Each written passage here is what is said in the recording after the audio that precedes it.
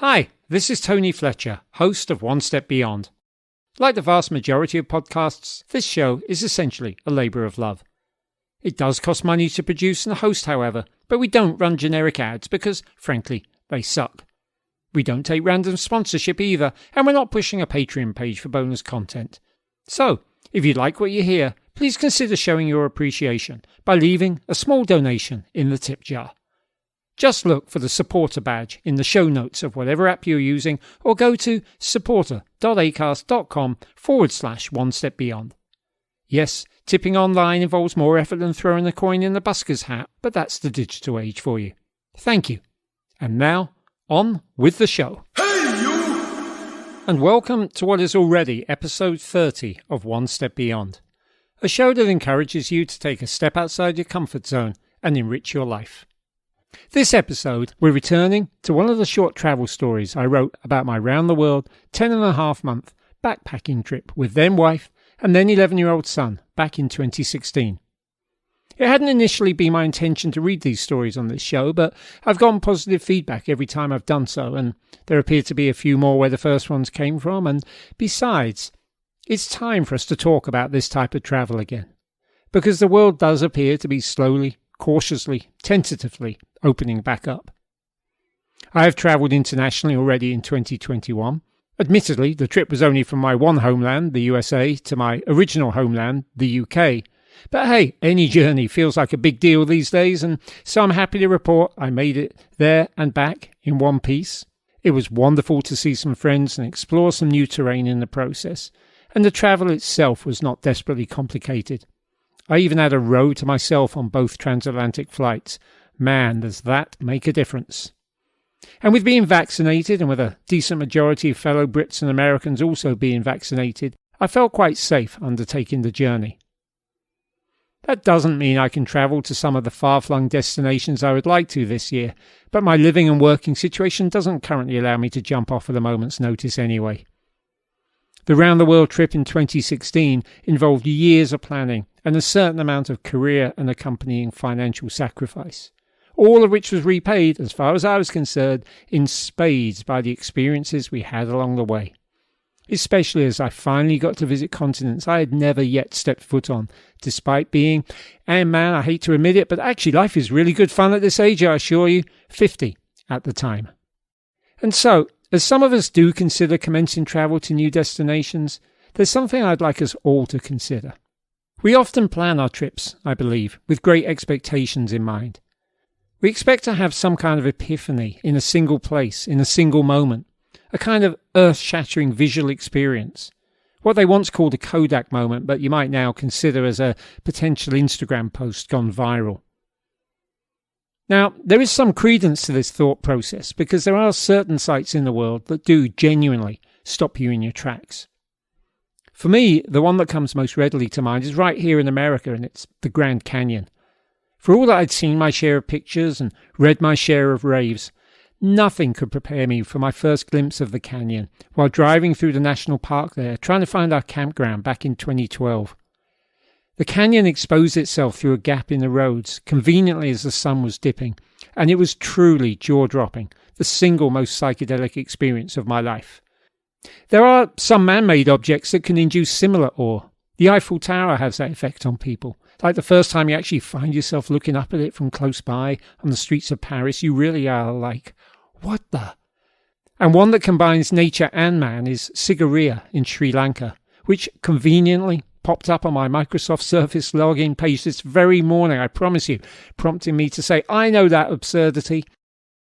But travel is not about these world-renowned sites that take your breath away, because they are genuinely so far and few between. They are the exceptions, not the rule.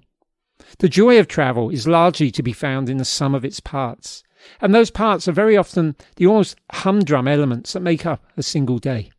I found myself thinking about when we profiled Trevor Warman, the nomadic backpacker as he calls himself, on this show, on episode 16. He's someone who has spent most of the last 20 years on the road and asked to define the attraction of the constant travel. He got to talking about just sitting on a bus in Africa, watching the world go by, and feeling fully alive in the process. Great travel experiences are indeed very often, indeed most often, about these moments in between destinations. They come from those days where you simply aspire to get from A to B, but where, as you'll hear in the following story, getting from A to B means going via C with additional detours, distractions, disappointments, and inevitably some delights en route. Great travel experiences are much less about summiting something like Mount Kilimanjaro, though that is the stated purpose of your particular trip. It's actually about the journey you take through another country to attempt that summit, the people that you meet and get to know along the way, whether they be your guides, porters, or other travellers. Similarly, when we trekked Nepal in the Himalaya to Annapurna Base Camp in 2016, while there was enormous satisfaction at reaching that camp, at feeling nestled in for a few hours amongst that vast range of 7 snow-capped mountains, all above 7,000 metres, give or take a few metres. And while, yes, that was a photographic moment if you had a camera that could do it panoramic justice, and my old iPhone certainly could not, the journey was much more about saying namaste, like hundreds of times a day, to everyone you met as you walked. It was about being huddled under hot blankets in the common areas of tea houses in the evening, conversing with people from all countries and all walks of life. It was about daring to take a cold shower to stay clean in the morning. It was the sound of mules trotting downhill with bells on their necks, or yaks blocking your track on the way up. It was about having dal bhat for dinner every night and falling in love with it. It was about getting lost when we added a day on the way down and ended up at a tea house taking shelter in a hailstorm alongside the family's sheep. It's about slowing down, about losing touch with the rest of the world, about finding one's rhythm, both physical and internal, on one's daily trek. Finding a kind of peace that simply can't be sold as a woo-yah moment because it has to be felt. Travel is, per my last short story, which was set in India, about not going out with a guide, even if you ask for one, because to do so would remove all the risk and adventure. Travel is about letting go willingly of the control you might claim to exert over your life at home. Travel is about finding yourself in the city of Mysuru in India or Kuala Lumpur in Malaysia and deciding you hate your westernized hotel breakfast, going out and finding a better alternative on the street, and then going back to that same alternative the next day and the day after, so that the local hosts come to expect you, and for just a few days they become your friends, your bellwethers, your connection to that community.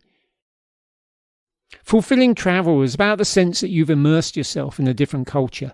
It's about the satisfaction you get at the end of every day, knowing that for all the challenges that culture presented you, you got through it. You had an experience or two in the process, and now you've arrived somewhere new, and tomorrow is a brand new day to be filled with brand new, similarly small, and ultimately, collectively enlightening experiences. It's about how, when you're faced with the tourist option or the traveller option, and yes, there is a distinction, though I'm not intending to start a flame war about it, you take the traveller option. And this choice is best summed up by the times you opt for local public transport over private tourist transport. The following short story, A Travel Day, is all about that. It's set in Morocco, the third of the 4 stories I've read from our 10 days in that country. That's maybe because it came early in our travels and I felt like I knocked these particular stories into shape. Look, I wanted to write much more about this trip, and actually I did so, but some of it gets much more personal and isn't necessarily the kind of thing I would just read to strangers on a podcast as a standalone story. But hey, let me know what you think, and we'll see where future episodes take us. So with that, put on your walking shoes or sandals, zip up your backpack, check you have your wits about you, and buy yourself a ticket as we prepare to go. One step beyond!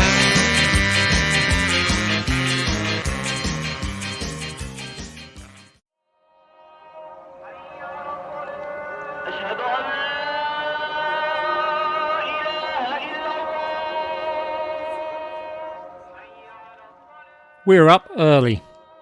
We don't have a choice. There is the small matter of a mosque next door to our dar, its call to prayers amplified by a loudspeaker pointed directly at our room from above. I make the most of the dawn alarm by going for a short run on the foothills of Jebel el-Kala, the mountain against whose steep western cliffs the town of Chefchaouen is nestled. The previous day, we climbed as high as we could on the road that led out of town to a national park, winding up and across, back and forth, until we met a footpath dragging back to the peak. An additional journey of several miles way beyond our capabilities for a single, sunny, sultry, unsheltered day. We tried to consider that it was less of a do not finish than a job well done. This morning, from the ridge that leads out above Chefchaouen, I get but a brief view of this blue pearl of Morocco, as the town is fondly labelled for its brightly painted architecture, which runs a range of hues to match those of the crystal sky. I will forever refer to it instead as chill Chefchaouen, a place of remarkable calm and tranquillity in a country that otherwise thrives on caffeinated energy. I am back at the Dar from my run in time to have a farewell breakfast with our new friends from the Pacific Northwest. We'd met them on our first morning here and had bonded quickly as I sought to justify taking a year out with our son. No need to justify it to me, Jonathan had cut me off. We did the same with Vanessa years ago. It must have worked. She's at university now in Australia. Vanessa is sitting next to him as he says this, but the point holds. The family have opted to hold their winter reunion in Northern Africa. It must have seemed, if not as convenient, then certainly as much fun as anywhere else. Donovan has a boat building business and routinely spends his off months somewhere in the world other than Oregon. He exudes that kind of all-American, can-do confidence that extends to renting a car, here in Morocco. The drivers aren't as bad as you're led to believe, he assures me. He'd driven down to the desert and back in the last week, so I figure he knows what he's talking about. The other Americans at our breakfast table, indeed the only other guests, and it's already a strange coincidence that they should be from the same homeland as ourselves, considering that Americans generally don't travel internationally, have just returned from the desert for their own part. A night in a Saharan so-called oasis is a popular tourist catch, and one we're setting off for today, albeit the long way round, via a night in Fez. Amanda and David are from San Francisco, in their early 20s, and they hired a driver to bring them back the previous day. You should do the same thing, Amanda tells us. It only costs us $100. Now, $100 to transport two people, in private, across a distance of over 400 miles is a bargain by any standards. Well, at least by Western standards. But as I seek to explain, spending $100 a day on private travel is not part of our own budget. Not if we plan to be on the opposite side of the world, in New Zealand, come American election day, some 10 months from now. That's why I'd run down to the bus station yesterday afternoon, after our hike up El Kala, and despite being worn out from it, so as to get us bus tickets to Fez instead.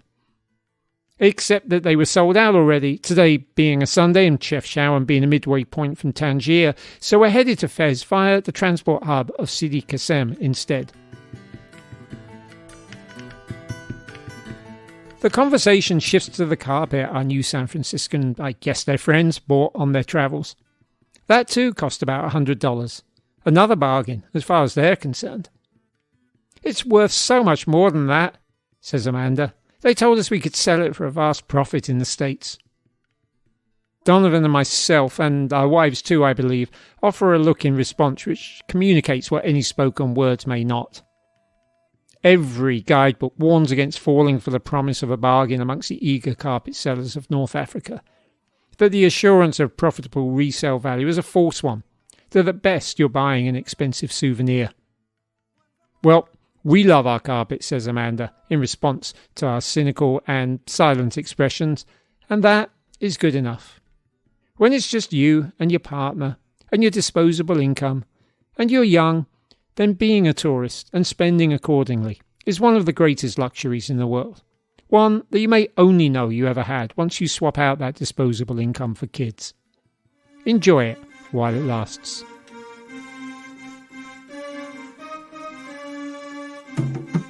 After breakfast, after completing our packing, we splurge for a taxi nonetheless. Albeit ours is only to take us as far as the Chefchaouen bus station a couple of miles down the hill, from where our Fez-bound bus is due to leave at noon. The operative word here is due, because the bus does not leave at noon. It leaves when it feels like it, at least an hour later if not two, By which point, after sitting and standing around in the midday sun, the bus station being open to the elements and it being pretty warm here even though it is only January, we're somewhat hot and bothered and mildly irritated. And once the bus does leave, then the journey itself, though only 100 miles, proves absurdly long, stopping at seemingly every village en route.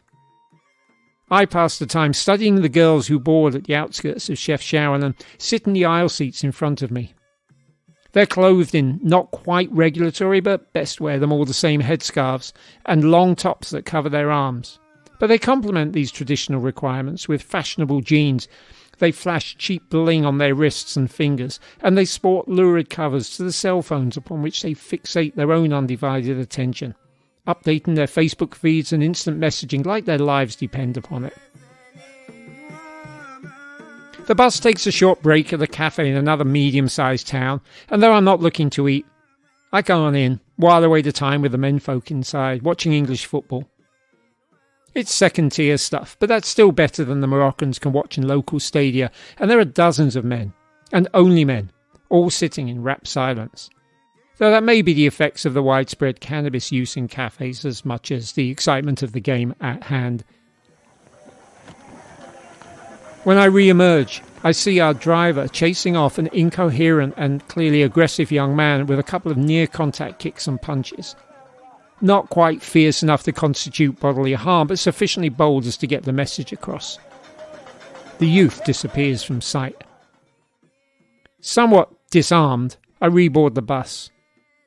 There, I find the colour rather drained from my wife's face, and our 11-year-old son looking confused and uncertain. The errant youth, it turns out, had boarded the bus during our break, and after wandering up the aisles had verbally assailed my wife. So, she has concluded, for the sin of not covering her arms and hair, like the bling-wearing, lurid phone-covered Moroccan teenage girls around us. We finally pull into Sidi Kassem, somewhere around 4 o'clock. We have long missed a connection to Fez, and it's now a matter of figuring out our options. As we descend from the bus, a welcoming committee of taxi drivers, snack sellers and assorted relatives and friends of the other passengers offer advice. It's at moments like this that Noel grips his parents' hands a little tighter and I steel myself to project a false sense of self-confidence. But the taxi drivers are surprisingly comfortable at recommending public transport options. The next bus is not until after 6, they confirm, and it will take at least 2 to 3 hours. The train is our best bet by far. I also have the train schedule with me. The ticket seller at the bus station gave it to me yesterday, perhaps all too aware of the bus route's tardiness. It tells me that the train leaves in 5 minutes. We won't make it. The train is always late, friend, one of the local taxi drivers assures me, in the excellent English I'm beginning to discover is almost universal among Moroccans who have even the minimum of interaction with travellers. You have plenty time. Here, come with me. He finds and assigns us a uniformed employee of the bus station who, after prevarications we can't quite compute but which waste several valuable minutes, finally walks us to a taxi with instructions to take us to the train station. A navigation I'd like to believe, based on a lifetime of urban living and constant movement, I could have pulled off for myself, and perhaps with an additional 10 minutes in hand.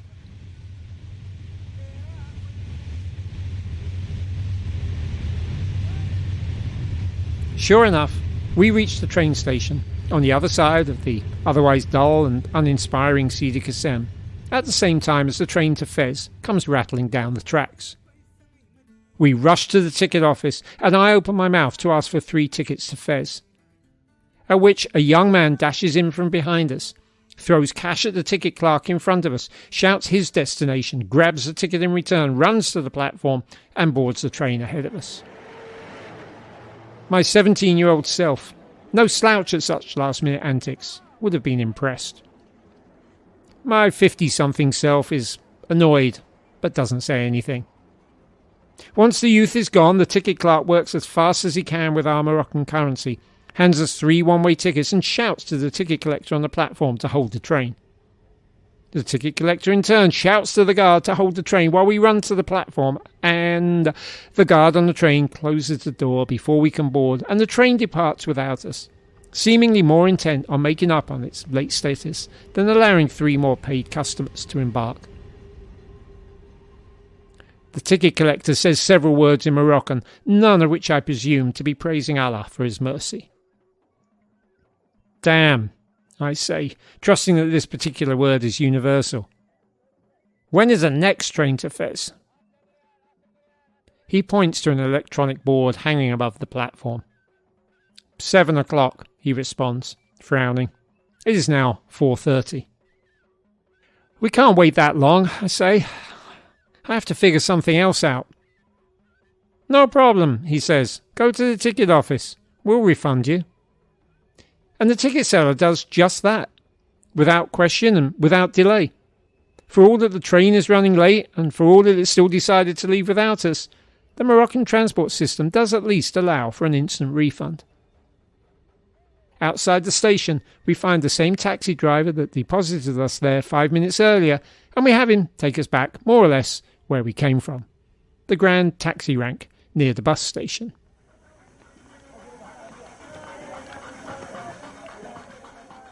I use the word rank for lack of anything else readily available in the English language.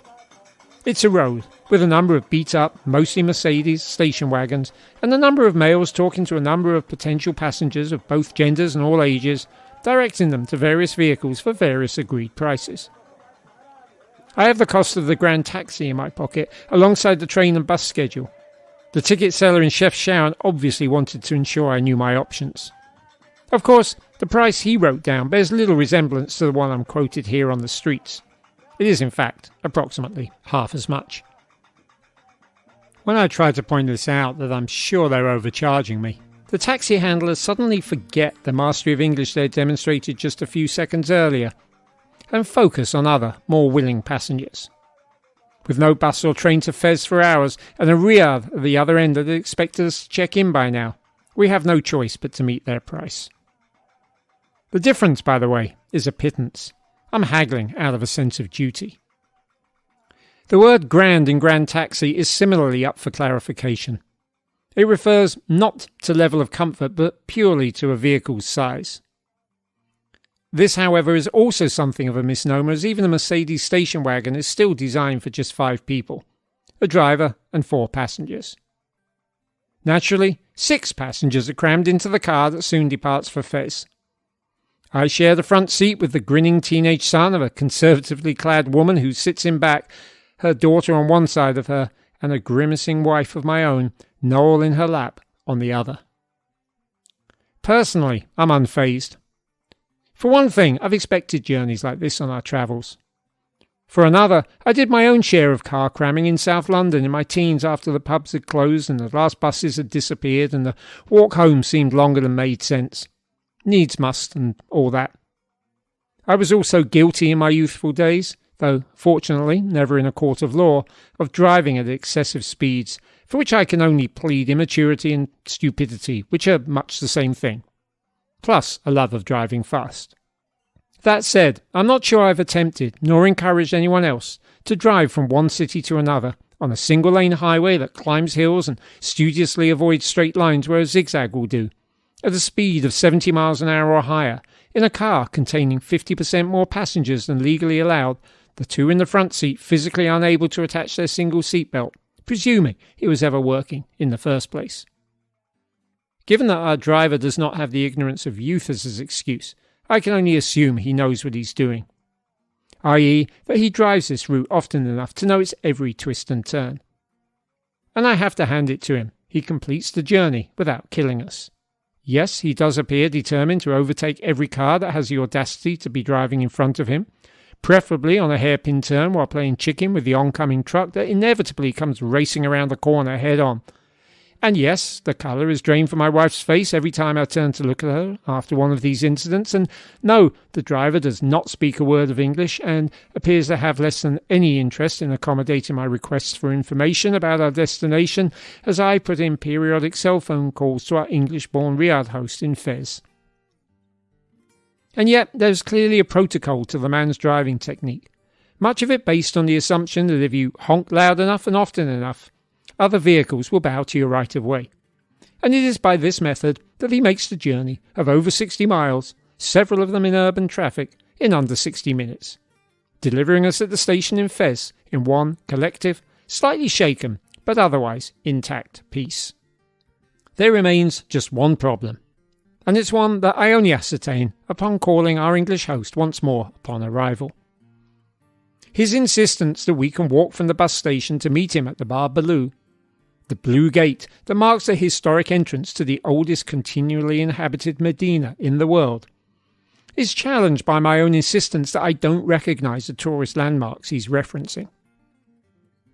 It takes a few minutes on the phone for us both to realise that the bus station we have been dropped at is the one on the other side of Fez. We're still miles from our destination. This late in the evening, there is no choice but to spring for another taxi. Sure enough, the 6-minute ride around Fez costs about the same as did the Grand Taxi for the previous 60 miles and 60 minutes from Sidi Qassem. It is one of the maxims of world travel. The closer one gets to one's destination, the higher the cost of transportation.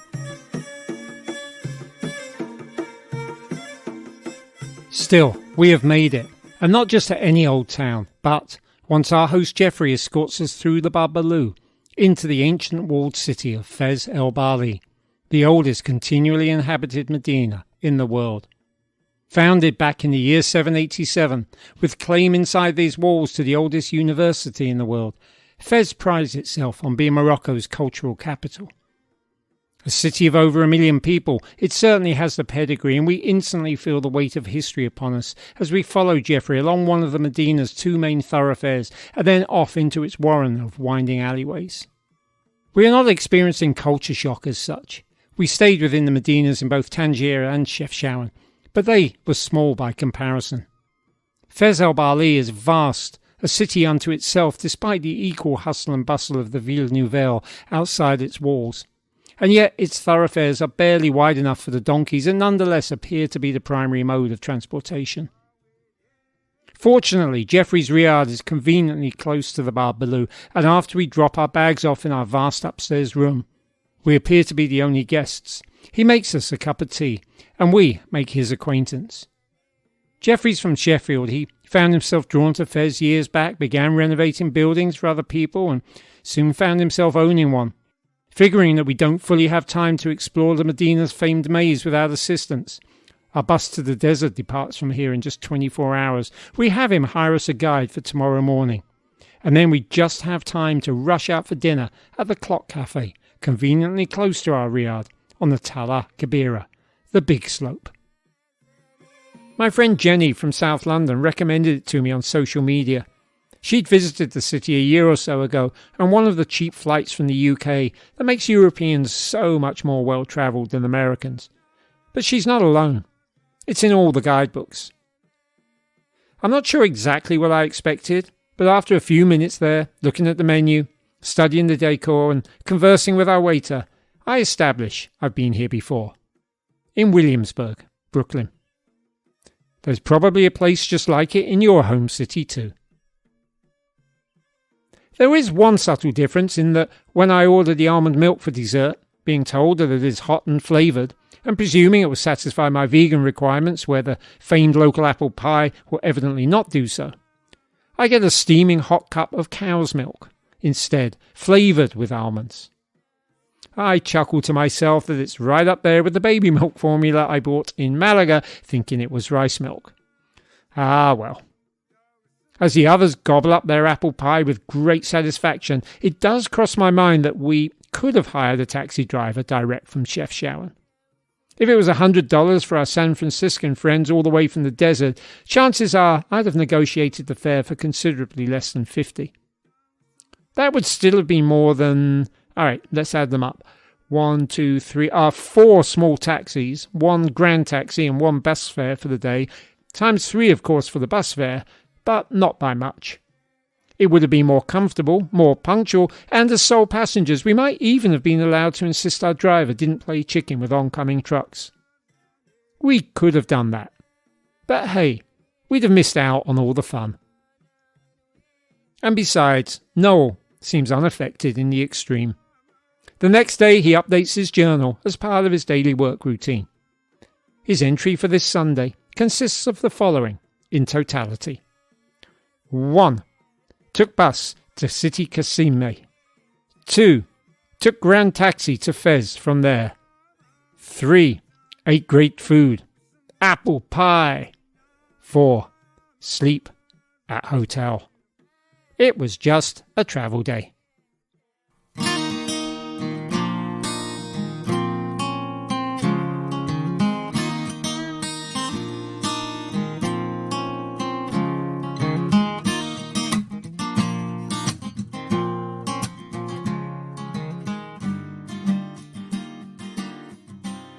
If you enjoyed this travel story and would like to hear more of them, please let me know. I give out the social media and email addresses in the credits, or you can find them in the show notes on your app, on your phone or computer. All feedback is appreciated. Now, if you're new to this show and you want to hear more of these stories, you're in luck, because the one you just listened to would, chronologically, come before the other 3 that I've read over the course of One Step Beyond's 31 episodes. Those other 3 stories can be found at episodes 15.5. I put the first one out as a, quote, bonus, and then episodes 24 and 26. I'd actually like to talk just a little more about travel stories, travel diaries, in fact, and the long-term benefits of keeping them.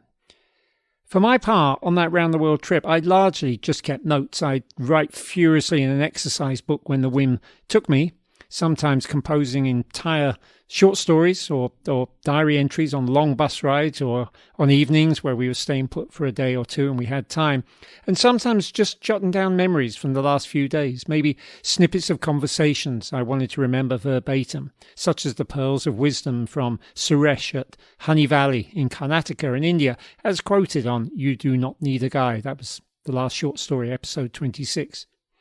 You see, I had the benefit of the fact that Noel, our son, was keeping a journal as part of his agreed written schoolwork for the year, and also I had the photos that I took on my iPhone. However crappy they may have been, they were all uploaded to the cloud, time-stamped, and come with geodata. Means I can revisit the entire journey anytime I want, really, between Noel's written or my photographic forms of souvenirs.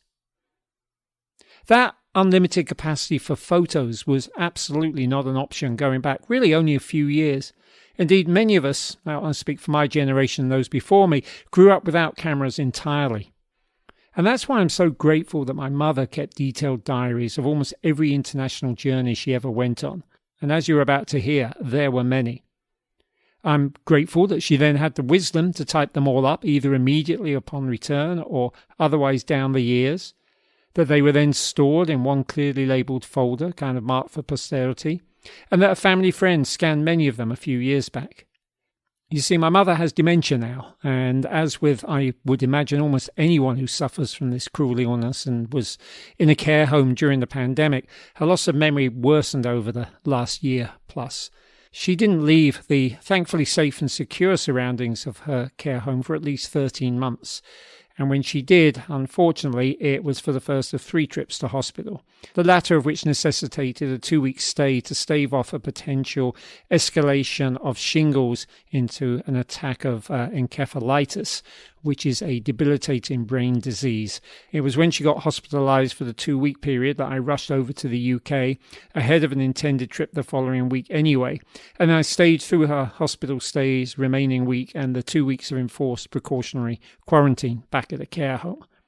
Even as she got her physical strength back a little bit while I was there, it was evident my mother's memory had receded terribly. She was having trouble identifying me as anything other than a person she knew was close to her in some way, but couldn't name, and that was perhaps because she just couldn't seem to remember anything specific beyond the age of 18, including, sadly, motherhood. The memory up until then is great, by the way.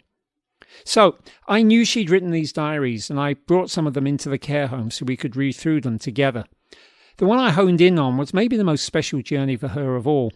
As a member of the London Bach Society, singing choral music, specifically that of Bach, was a constant in her life for literally about 70 years. She got to tour Israel in 1967, just after the Six-Day War. Her diary reflects her own wide-eyed wonder about the country, about its battles, recent and historic, and as someone who grew up Christian, she could barely believe she was seeing places referenced in the New Testament with her own eyes.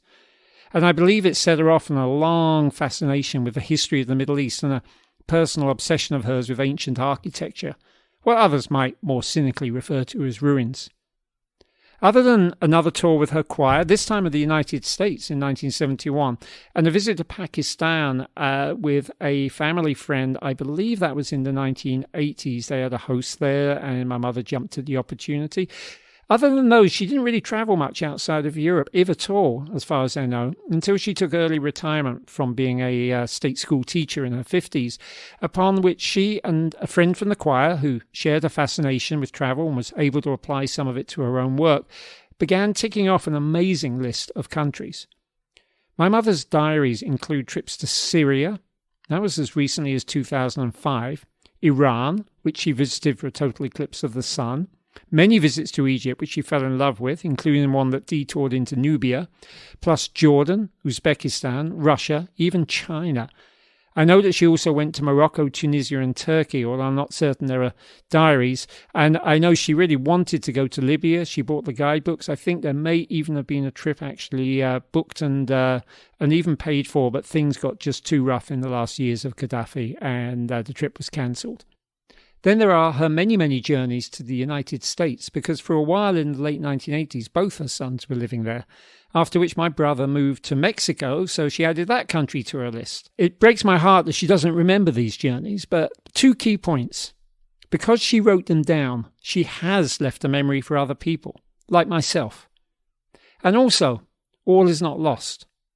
When I sat down with her and read her diary of that 1967 Israel tour, while she kept interrupting to say, "Oh, you do write well," and I had to remind her this was her writing, her diary, her journey, still something connected. She was able to recall some glimmers of singing somewhere overseas like this, the joy of being in a touring choir, a vague sensation of being in biblical lands, welcomed by the people there, of some kind of sensational once-in-a-lifetime experience. I feel like we have some sort of entry point now to try and chisel a little more opening into whatever memory has been additionally frozen by the pandemic. And maybe I wouldn't have that if she hadn't kept these diaries. Now, I've never read many of her diaries in detail, even though some of them have been scanned for a few years. I've always figured I have the rest of my life to do so. But I realise now that I don't have the rest of her life to do so. And so I also sat with her and read from a couple of shared adventures. One was from the summer of 1972. I was 8, my brother was 11, my mother would have been 38 and newly separated, and she determined to take her kids on a camping trip to the Dordogne Valley in the south of France to establish her independence and prove her ability that she could do things on her own without our father.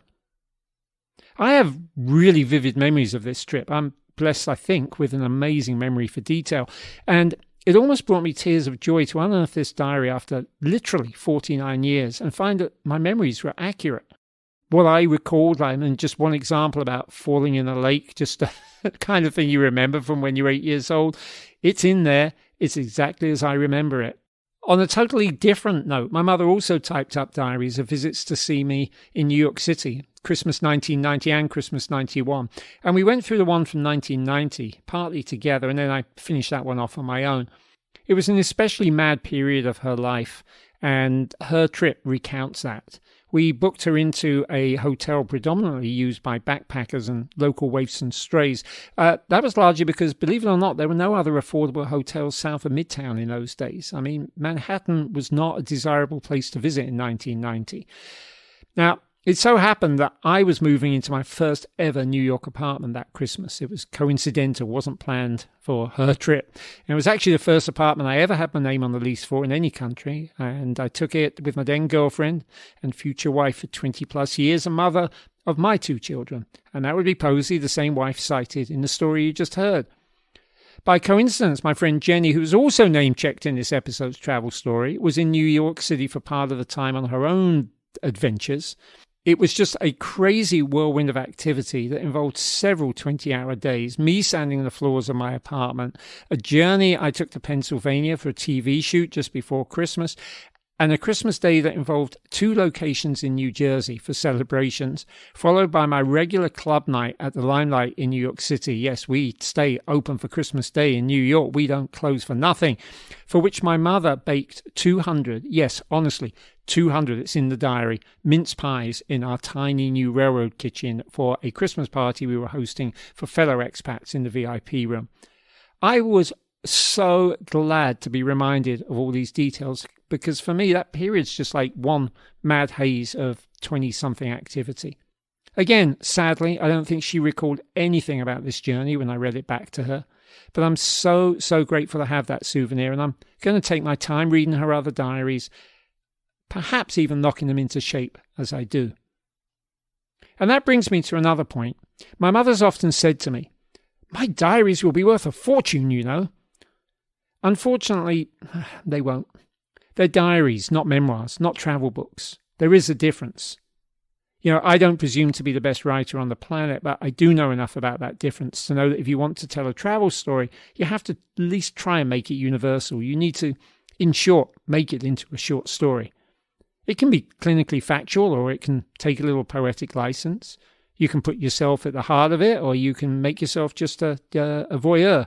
But either way, it needs to fulfill the basic tenets of creative writing. And sometimes the very worst travel diaries are those where the writer has tried to fulfill those tenets but massively overreached.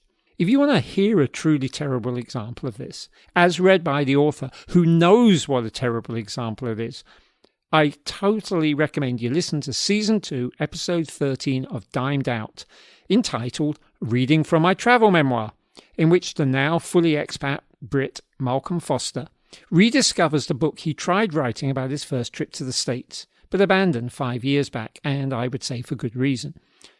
By the way, I have written some terrible stuff in my own life. My first attempt at my memoir was written as a novel. It is so atrociously bad, and I still can't believe I shared it with people.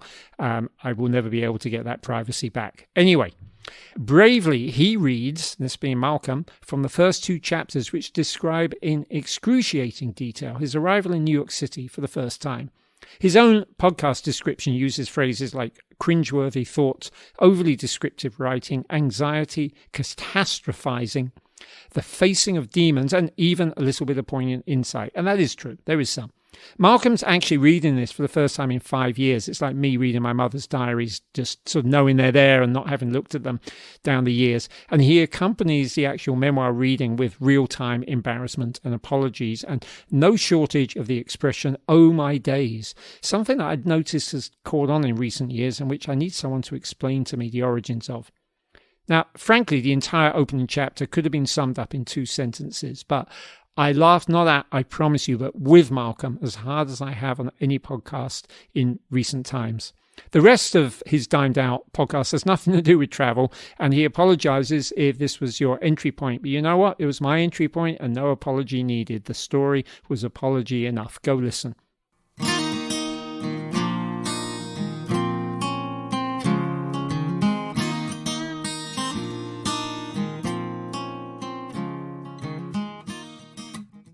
I haven't come across too many other shows that deliver the first-person narrative. I've mentioned Baggage Claim several times, and I'd also like to give a shout-out to Strangers Abroad. It's hosted by Adrian Ben, a thoroughly good writer, who typically narrates a first-person experience with good use of background sound and or music, and then uses that as a jumping-off point for a deep dive on whatever topic she's just raised in that introduction, usually via interviews and some proper journalism. Adrienne, who has the same sort of Brooklyn upstate New York roots as many a person I know here, and who's very, very well travelled internationally, has just started a new mini-series entitled Road Trip, and it's about her own very, very first venture across America, right here, right now in 2021, at what we all hope are the waning stages of the pandemic. In the 10-minute introduction that dropped in mid-June, she connects the world's long litany of pandemics to our lust for travel, effectively blaming herself for COVID. It's a good discussion point, and if we were at Debate Club, I would respond with some thoughts of my own, but I appreciate her high moral ground and the general tone of the pod. I also enjoyed hearing all the shit I've learned abroad reflect recently on how travel changes you for the better in one episode and how to stay grounded while traveling. And I hope that Big and White, who lived and worked in Nepal and recently got back to the States after their adoptive country's long lockdown, will continue their show beyond the last episode 7 weeks ago, Crazy Places We've Slept.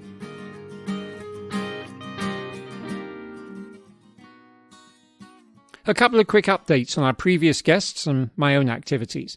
I mentioned at the end of my long interview with Mike Peters on episode 27 about the hike he was embarking on with his wife Jules, another cancer survivor, along Offa's Dyke, which more or less follows the England-Wales border. It's 177 miles long. They set themselves 12 days, and if that doesn't sound extreme at an average of 15 miles a day, then it's fair to say that the exposed nature of the British landscape, meaning exposed to both the sunshine you get in the summer, and you do get sunshine in the summer, I got mine, and the rain, because you certainly do get rain in the English summer as well, I got mine, the endless ups and downs of a hike like this, and the grueling terrain underfoot really took its toll on them. I checked in with Mike at one point. We had vague hopes I could join him somewhere on his hike, and he wrote that he really thought he'd bitten off more than he could chew this time. And that from someone who's climbed to Everest Base Camp and up Mount Kilimanjaro, Mount Fuji, and others besides to host concerts for his Love, Hope, Strength Foundation /charity at the summits. The Offa's Dyke trek was also to raise funds, and of course Mike and Jules did complete their journey. Mike then had the fun of presenting his song for the Welsh national football team at their last home friendly game before they embarked on the Euros 2020, delayed, as we've noted, despite its name, a year by the pandemic. The Red Wall of Cymru, to give Wales its Welsh pronunciation, hopefully, in its own language, fulfills all the requirements of a good football anthem. It's big, bold and brassy. It's optimistic about the future while wearing its nostalgia on its shirt sleeve. It name-checks players, and additionally, I appreciated that those players included women. And I also appreciated that the fans shown on the video were families and not just the kind of beard-up men that have so often been the cliché of the game, especially in the British Isles. Sales from Mike's single, the Alarm single, The Red Wall of Cymru, also went to benefit Love, Hope, Strength. Mike needs some of that for himself right now. With all this behind him, he then managed to fall off a country stile while out on a cross-country run with his dog. It's always close to home, isn't it? He was diagnosed with a broken elbow, which necessitated doing the rest of his promo for the Welsh national team with his arm in a cast. And while the women's game has been thoroughly overshadowed by Euros 2020, I am hoping that the success of the English team, who are into the last 8 at the point that I am publishing this show, and the prospect of the final being held at Wembley, will generate a snowball of enthusiasm for the women's Euros, which have also been delayed a year and which are now scheduled to be held in England in July 2022. Erin Blankenship assured me that Equal Playing Field has some new world records on its agenda for the tournament, and I vow now to pay more attention to these games, this tournament, than I have in the past. All right, just before we go, a quick addendum to my post-interview report last time around about travel options close to home, how my visits to the Yorkshire Dales and Moors for long training runs for the Manitou's Revenge Ultramarathon I was signed up for here in the Catskills at the end of June had me visiting new villages, new terrain, and having just a little of that wide-eyed wander I've already referenced. I should have added on that little recount last time round that in addition to those trips, I took one to Spurn Head. It's the peninsula that juts down from the southeast corner of Yorkshire across a few miles of the still vast Humber estuary, which itself then narrows into the Humber River. On the north side of the Humber sits the city of Hull, and just north of that, the town of Beverley. That's where I was born, and that's where I was staying. In recent years, I'd often wanted to visit Spurn Head, I guess for no other reason than it was there. It piqued my curiosity, and I guess there's that part of me that just always wants to get to the very end of the road. In these more recent years, before and even once my mother was in a care home, I'd suggest to her we take a day trip, and she always talked me out of it on the morning of. Her usual excuse was just the length of the drive, and, she's not wrong. It was the best part of 90 minutes either way, there being no direct road. But the journey itself, either through East Hull or, as I chose on the way back, the multiple villages of the East Riding, was itself part of the attraction, and the destination well worth the effort. I set off at 6:30 in the morning, was first in the car park just before 8, and then I jogged down the narrow peninsula all the way to the lighthouse and back, about 3 miles each way. Now, this strip of land is only 50 metres wide at some points. Obviously, that makes it prone to high tide flooding, which fortunately wasn't an issue the day I went. And you can easily stand on the bank there and see the North Sea on both sides of you. On the eastern seabound side, it's properly sandy beach. On the western estuary side, it's more of a marshland, and that, of course, attracts nesting birds. So I was joined, as the morning wore on, by a healthy number of bird watchers. That's not my hobby or habit, but I love that it is for other people, and I also liked that there was a whiteboard up by the car park listing all the recent sightings in the area.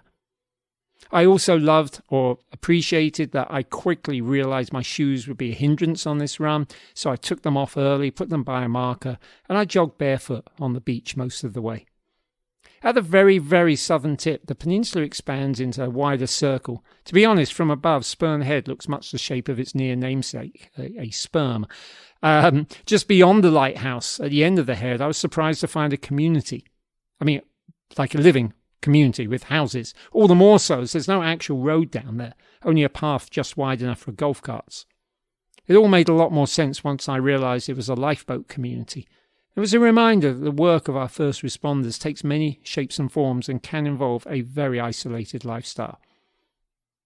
Now, Spurn Head was not the most beautiful place I've ever been, but it was a lovely place just to go on a sunny morning, to run barefoot, and then just to feel free, especially given the stress of this particular visit. I listened to the new album by the band James, entitled All the Colours of You. James's Tim Booth always seems to write lyrics that are pertinent to my life at the particular moment in time that he releases the songs. And when that album was finished, I listened to other albums by James. And when I got back to the car, I paid my £5 parking fee, which goes to the Spurn Natural Nature Reserve. I think I got that right. And I availed myself of the free cup of coffee that came with that parking fee, courtesy of the Discovery Centre. And it was a fantastic cup of coffee. There's so much bad coffee around. This cup was wonderful. I managed to buy a vegan granola bar, which was great because I was really, really hungry and I needed the coffee. And I returned from the trip, despite the lengthy drive home, properly re-energized and infused.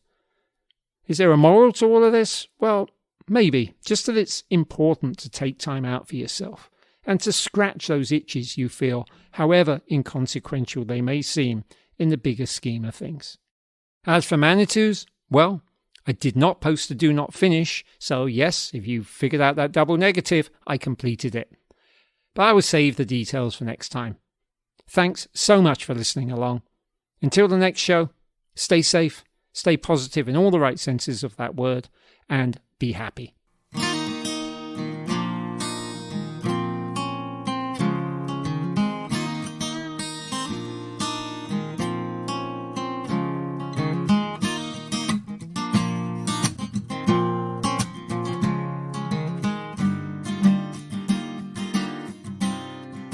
This episode of One Step Beyond was written, produced and narrated by Noel Fletcher.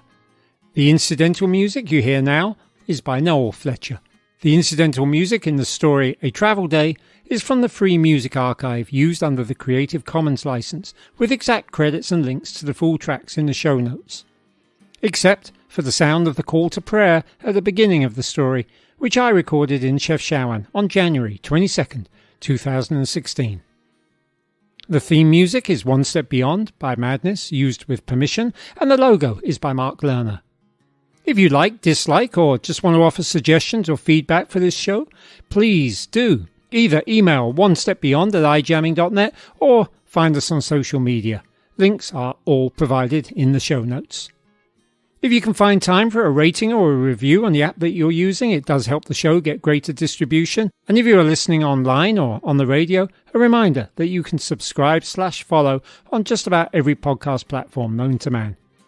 Please consider leaving something in the tip jar to help with the production and hosting costs.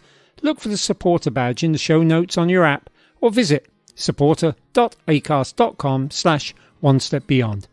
Thanks to Radio Kingston for broadcasting these episodes, and a bonus thanks to everyone who listens to the very end. Peace.